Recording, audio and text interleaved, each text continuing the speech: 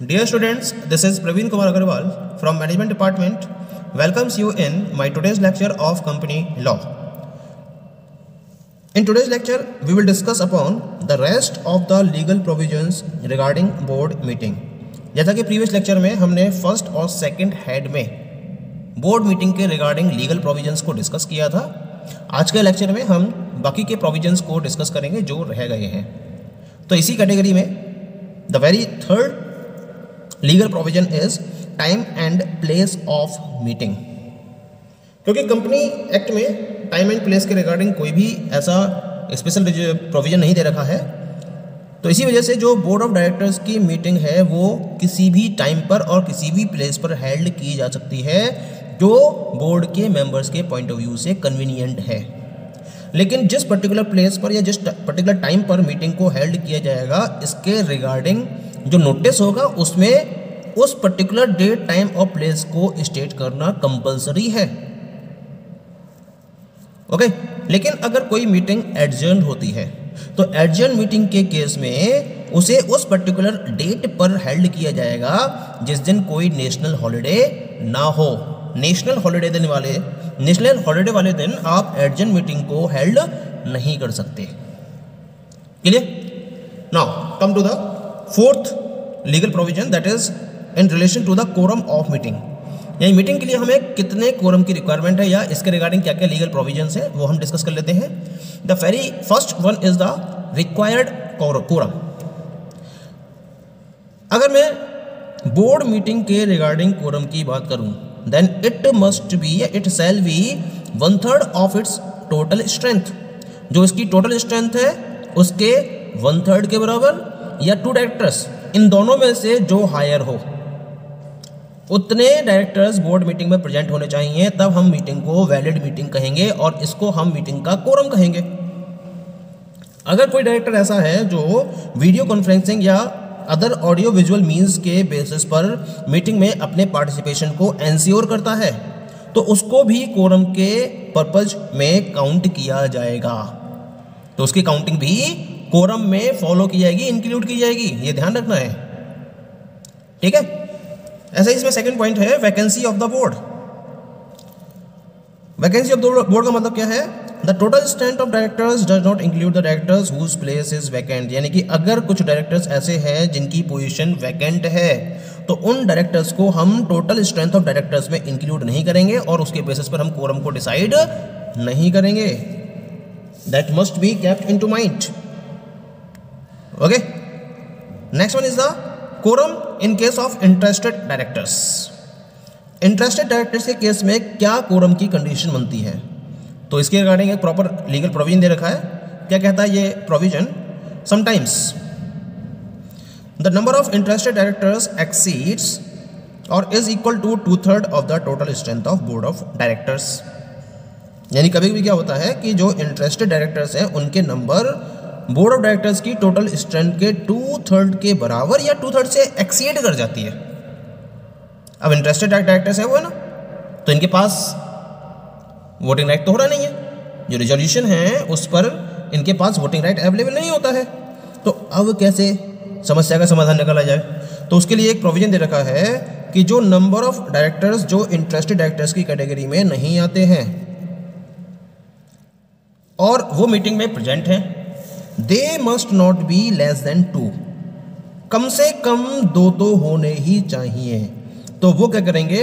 वो उस टाइम पर कोरम को फॉर्म करेंगे। यानी कोरम को फॉलो करने के लिए जो डायरेक्टर्स इंटरेस्टेड डायरेक्टर्स की कैटेगरी में नहीं आ रहे हैं, कम से कम 2 डायरेक्टर्स कोरम को कंप्लीट करेंगे। पॉइंट क्लियर हो गया? ठीक है, तो ये जो केस बनेगा वो उस केस में बनेगा जब जो इंटरेस्टेड डायरेक्टर्स हैं वो टोटल डायरेक्टर्स के 2/3 के बराबर या उससे एक्सीड कर जाते हैं, तब ये केस या फिर ये प्रोविजन इंप्लीमेंट होगा। Okay, the fourth provision under the quorum for meeting is adjournment of meeting for want of quorum. कभी कभी क्या होता है कि जो कोरम है वो कंप्लीट नहीं हो पाता है, मीटिंग है बोर्ड की वो हेल्ड नहीं हुई क्योंकि जो कोरम है वो कंप्लीट ही नहीं हुआ। अब जब कोरम कंप्लीट नहीं होता है उस केस में क्या होता है, जो मीटिंग है वो ऑटोमेटिकली एडजर्न हो जाती है और to the same day at the same time and place in the next week. यानी कि नेक्स्ट वीक में सेम डे पर, सेम टाइम पर और सेम प्लेस पर वो मीटिंग ऑटोमेटिकली एडजर्न हो जाती है। लेकिन सपोज करिए कि अगर वो दिन नेशनल हॉलिडे है, तो हमने एक प्रोविजन भी डिस्कस किया था कि नेशनल हॉलिडे वाले दिन एडजर्न मीटिंग को हेल्ड नहीं किया जा सकता। तो इसका मतलब जो अगला दिन होगा, जो नेक्स्ट सक्सीडिंग डे होगा, वो अगर नेशनल हॉलिडे नहीं है तो उसी पर्टिकुलर डे में सेम टाइम पर और सेम प्लेस पर एडजर्न मीटिंग को हेल्ड किया जाएगा। ओके, तो ये तो बात हो गई about the quorum of meeting के regarding. Next provision, fifth category या fifth legal provision is participation of directors in meeting. Participation किस तरीके से होगा डायरेक्टर्स का मीटिंग में, तो इसके लिए डिफरेंट वे डिसाइड किए गए हैं as per the article of the association. The participation of directors in a meeting of the board may be either in person or through video conferencing or other audio visual means as may be prescribed.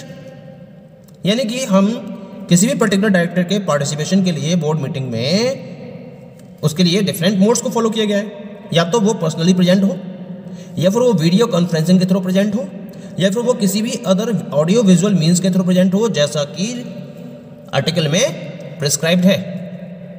तब हम क्या कहेंगे, उस director के participation को मानेंगे, otherwise participation को नहीं माना जाएगा।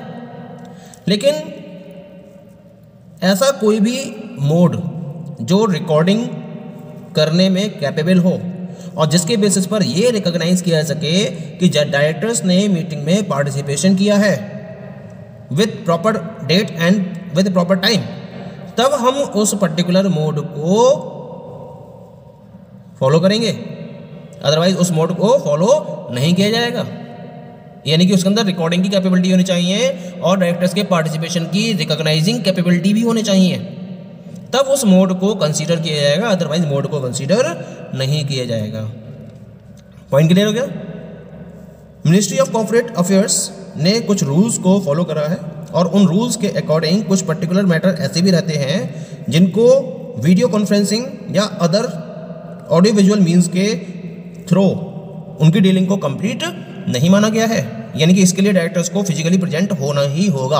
अगर वो वीडियो कॉन्फ्रेंसिंग के थ्रू या किसी भी पर्टिकुलर और मोड के थ्रू मीटिंग में प्रेजेंट होते हैं तो ऐसे मैटर्स को इन मीटिंग में फाइनलाइज नहीं किया जा सकता। इनके अकॉर्डिंग रिजोल्यूशंस इनके पॉइंट ऑफ व्यू से फॉलो नहीं किए जा सकते। ऐसे कौन कौन से एक्ट हैं? The approval of the annual financial statement. Company के एनुअल फाइनेंशियल स्टेटमेंट को अगर अप्रूवल देना है तो इसको आप वीडियो कॉन्फ्रेंसिंग के थ्रू नहीं फॉलो कर सकते। Second one is the board की रिपोर्ट को अप्रूवल देना है, वो भी इसके थ्रू डील नहीं किया जा सकता।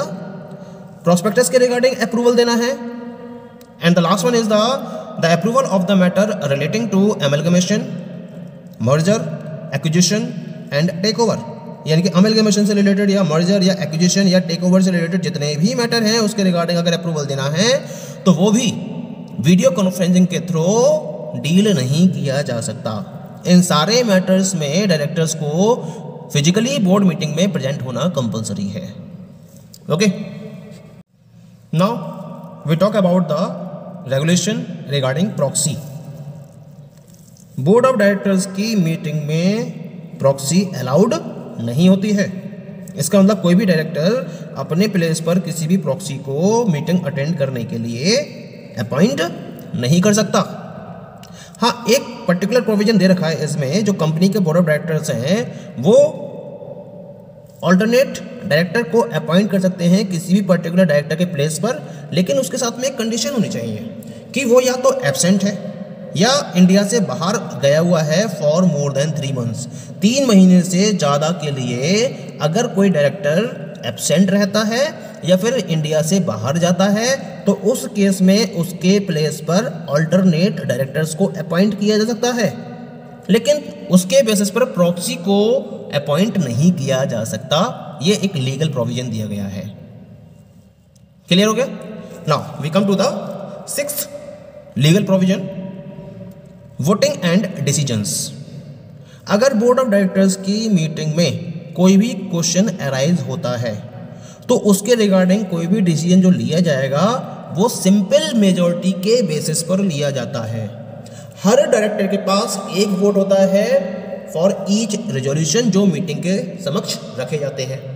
ये मीटिंग में जिन पर्टिकुलर रेजोल्यूशंस को प्रेजेंट किया जाता है उनके रिगार्डिंग हर डायरेक्टर के पास एक वोट होता है और उसमें या तो वो फेवर में वोट करेगा या फिर वो अगेंस्ट में वोट करेगा। अगर फेवर में मेजॉरिटी ऑफ वोट्स फेवर में होते हैं तो रेजोल्यूशन को पास माना जाएगा और अगर मेजॉरिटी ऑफ वोट्स अगेंस्ट में होते हैं तो रेजोल्यूशन को ड्रॉप कर दिया जाएगा। और अगर वोट्स की इक्वलिटी रहती है तो उसमें जो चेयरमैन है उसको एक चांस मिलता है, वो अपने वोट को कास्ट कर सकता है और उसके बेसिस पर डिसाइड किया जाएगा कि रेजोल्यूशन को ड्रॉप करना है या रेजोल्यूशन को पास करना है। जितने भी रेजोल्यूशंस मेजॉरिटी के बेसिस पर बोर्ड मीटिंग में पास किए जाते हैं उनसे सारे बोर्ड के मेंबर्स बंधे हुए होते हैं, बाइंडेड होते हैं। उनको उसे फॉलो करना होता है, चाहे उन्होंने उसके फेवर में वोट दिया था या फिर उसके अगेंस्ट में वोट दिया था, लेकिन हर मेंबर को उसे मानना होता है। Each and every member of the board is binding to that particular resolution which has been passed by majority at the board meeting. So this is the legal provision relating to voting and decisions. ठीक है? And the last legal provision is in relation to minutes of board meeting. इसे हम minutes के topic में discuss कर चुके हैं और उस पर्टिकुलर मिनट्स के रिगार्डिंग एक प्रोविज़न दिया गया है जिसमें एक्ट की रिक्वायरमेंट है। क्या रिक्वायरमेंट है इसकी? Minutes of every board meeting shall be recorded in accordance with the provision of this act. यानी कि इस एक्ट के प्रोविजन के अकॉर्डिंग जितनी भी बोर्ड मीटिंग कंडक्ट की जाती हैं, हेल्ड की जाती हैं, हर किसी के मिनट्स को प्रॉपर्ली रिकॉर्ड करना जरूरी है और उसको मिनट बुक में एंटर करना कंपलसरी है। पॉइंट क्लियर हो गया? तो हर बोर्ड मीटिंग के रिगार्डिंग मिनट्स को रिकॉर्ड किया जाता है और इनको प्रॉपर्ली मिनट बुक में इनकी एंट्री की जाती है और इनको प्रॉपर अप्रूवल दिया जाता है। So these all are the different legal provisions in relation to board meeting. Okay, thank you.